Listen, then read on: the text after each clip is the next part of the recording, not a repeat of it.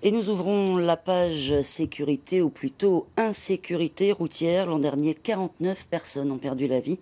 Le cocktail alcool, vitesse et drogue est toujours en cause, mais pour 2015, un autre chiffre inquiète. 72% des tués ne portaient pas leur ceinture de sécurité. Alexandre Rosada, Michel Bouillet. Les années passent et la route continue de tuer chaque semaine en Calédonie. En 2015, 49 personnes sont décédées. Les causes sont connues. Alcool, vitesse, drogue, mais aussi un chiffre alarmant. Sur 37 décès l'année dernière, 30 étaient dus à l'absence de ceinture de sécurité. Oui, je la mets la ceinture. Mais là, vous l'avez pas mise? Parce que je vous ai vu. Mais est-ce que vous êtes conscient? Je vais faire le geste. Mais à l'arrière, vous la mettez aussi? Oui, à l'arrière, la mets. Mais est-ce que vous êtes conscient que c'est grave? Ouais, c'est très grave. Si on n'a pas le port de la ceinture, on peut s'éjecter ou un accident imprévu, quoi. À l'arrière, à mes enfants, donc ça se discute pas. Il faut mettre la ceinture. Beaucoup trop d'accidents, voilà, des pertes humaines suite justement à ces personnes qui inconsciemment ne mettent pas la ceinture. De mettre la ceinture en cas de choc, pour pas passer dans le pare-brise ou des choses comme ça, oui, c'est une protection. Oui, ça. Vous arrivez de l'oublier? Jamais. Car la ceinture est obligatoire depuis 2005 à l'avant et depuis 2010 à l'arrière. Ici, dans cette auto-école, on apprend à ne pas l'oublier. Le principe de la ceinture, c'est de maintenir l'occupant en fait dans son siège pour pas qu'il vienne percuter soit les autres occupants à l'intérieur du véhicule, soit qu'il soit éjecté du véhicule. Donc ça réduit, en fait, ça limite les contraintes de force qui sont amenées par le choc. En effet, un choc sans ceinture peut provoquer des accidents corporels graves. Certains patients arrivent à récupérer, mais certains patients gardent des séquelles à vie avec une incapacité de pouvoir marcher, de pouvoir bouger les bras ou les jambes. Enfin, les séquelles sont des fois très importantes avec des gens vraiment handicapés à vie. Pour faire changer les mentalités, les politiques veulent durcir la réglementation et intensifier la présence policière. Quand on regarde ailleurs, qu'est-ce qui a marché? C'est à la fois l'éducation, mais en même temps la répression. Et donc nous, c'est ce qu'on va mettre en œuvre en 2016. On va rappeler les règles, on va redire pourquoi c'est important, on va réapprendre aux gens qu'il faut se protéger, mais en même temps, on va taper. Taper au portefeuille, l'amende de catégorie 4 s'élève à 15 000 francs pacifiques. Rappelons qu'en 2015, 72% des victimes ne portaient pas de ceinture de sécurité, aussi bien à l'avant qu'à l'arrière des véhicules. Frédéric Garcia, 72%, ça fait beaucoup. Oui, effectivement, c'est un chiffre qui est effrayant, on peut le dire, d'autant plus quand on sait que porter la ceinture de sécurité permet, dans certains cas, de limiter jusqu'à 75% les risques de blessures en cas d'accident. Donc ne pas porter sa ceinture, c'est tout simplement irresponsable. C'est un geste qui est facile, qui est simple, et qui ne coûte rien. Quand un conducteur ne la met pas ou qui n'oblige pas ses enfants à la mettre, c'est tout simplement irresponsable. Et dans les chiffres des 49 tués, si on enlève les motards, les piétons, sur 37 tués, 30 ne portaient pas leur ceinture. Sur les 37 tués, effectivement, 30 ne portaient pas la ceinture, 27 de façon sûre et 3 de façon incertaine. Comment réussir à faire mettre la ceinture de sécurité? Il n'y a pas de recette miracle, malheureusement. Je crois qu'il faut qu'on continue à redoubler d'efforts en matière d'éducation, de prévention, de sensibilisation à la sécurité routière. Mais je crois qu'il faut, et Cynthia l'a dit, Ligière l'a dit dans le reportage, il faut aussi sanctionner, puisque... Mais comment faire prendre conscience aux gens qu'il faut le faire de temps en temps ils peuvent se prendre en main un petit peu aussi. Je crois que c'est vraiment un changement de comportement global qu'il faut que les automobilistes et la population aient au regard de la conduite et des véhicules. C'est clair, les institutions ne peuvent pas tout faire. Il faut qu'il y ait vraiment un changement de comportement et c'est tout l'objectif du plan quinquennal de la sécurité routière et des actions mises en œuvre par le gouvernement. Alors par contre, faire passer l'amende pour le téléphone au volant à 15 000, c'est pas forcément les gens qui téléphonent au volant qui ont le plus d'accidents mortels. C'est pas le cas premier de cause de mortalité. Par contre, il n'y a pas de petites infractions.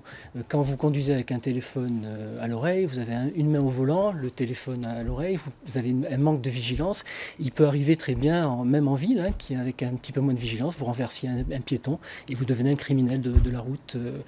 Alors qu'il y a des gestes simples. Quand vous conduisez, quand vous avez un appel à faire, vous mettez en sécurité votre véhicule, vous le garez, vous téléphonez ou alors vous vous équipez d'un kit main libre ou vous attendez d'arriver à votre destination pour téléphoner.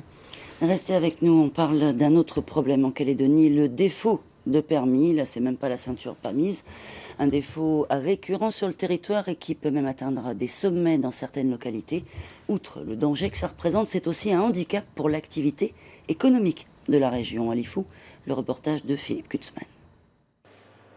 Depuis maintenant plusieurs mois, la salle des fêtes de Guillaume Ouaminia s'est transformée en salle de cours. Pour cette deuxième session, ils sont environ une trentaine à suivre studieusement les séances du Code de la route, un passeport pour l'autonomie et un visa pour l'emploi. C'est un grand besoin pour la population et surtout pour la jeunesse parce que nous avons constaté que beaucoup de jeunes veulent du travail, mais par rapport au tourisme, au transport, ils ont besoin d'un permis de conduire. Avec 2 auto-écoles sur toute l'île, le coût et l'éloignement n'autorisent pas qui veut à accéder au papier rose. Outre le danger et les sanctions auxquelles s'exposent les conducteurs, le secteur économique souffre également du manque de titulaires. Tourisme, restauration, administration, le besoin est réel et le comité de développement du Wedge, le syndicat d'initiative de Lifou et un hôtelier tentent d'apporter des solutions. Loueur de véhicules et restaurateur, Guillaume dispense les cours, fournit le matériel de projection et prête ses locaux. Aujourd'hui, en tant que professionnel, on a besoin des jeunes qui ont des permis, on a besoin des gens qui ont des permis. Aujourd'hui, moi par exemple, pour la location de voiture, je suis tout seul à aller livrer et récupérer les voitures, mais en même temps pour aller faire les courses et tout ça. Aujourd'hui, je veux agrandir ma structure, j'ai besoin des gens qui ont des permis. L'ancien légionnaire mène les candidats à la baguette. Toute absence doit être justifiée, fiche de présence obligatoire, envoi d'un SMS de rappel la veille des cours et même ramassage des candidats. Tout est calé et gratuit. Il n'y a plus qu'à. Frédéric Garcia, on estime à 30% le nombre de conducteurs qui n'ont pas le permis de conduire. Là encore, le chiffre interpelle. Oui, c'est un chiffre effectivement qui est très inquiétant et encore une fois, toutes les actions qui mèneront à éduquer et à prévenir et à sensibiliser sont celles qu'il faut qu'on mette en œuvre sur le terrain avec l'ensemble des partenaires, que ce soit les professionnels, les forces de l'ordre, les institutions, mais aussi les associations qui œuvrent pour la sécurité routière. Et justement, vous allez mettre en place des mesures pour sensibiliser à la sécurité routière dès le plus jeune âge. Oui, tout à fait. Oui, il y a tout ce qui est prévu dans le milieu scolaire, notamment les attestations de première éducation routière qui vont être obligatoires au CM2 dès l'année 2016. Il y a aussi les attestations scolaires à la sécurité routière qui sont dispensées à la sortie de la 5e au collège et à la 3e. Mais il y a aussi toutes les actions qu'il faut faire auprès de la population.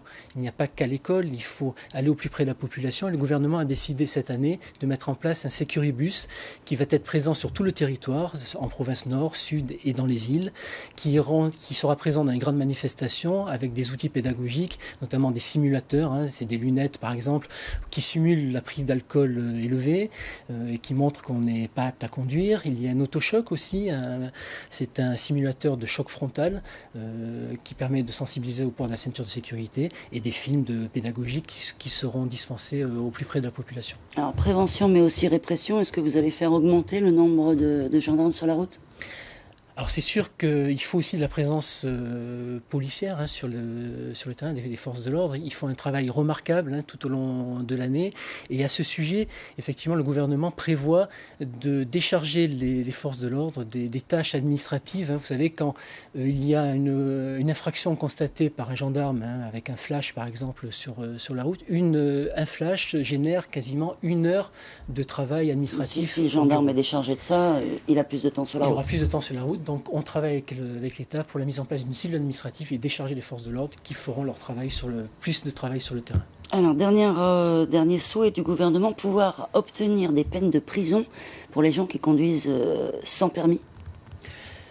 Je crois, on l'a dit dans le reportage, il s'agit d'éduquer, mais aussi il faut sanctionner quand il y a des comportements déviants. Et là, je crois qu'il faut que la réglementation soit un petit peu plus dure, effectivement, en cas de prise d'alcool, de prise de stupéfiants, ou alors quand on n'a pas son permis ou une vitesse excessive. Et je crois que le gouvernement travaille effectivement sur ces mesures-là.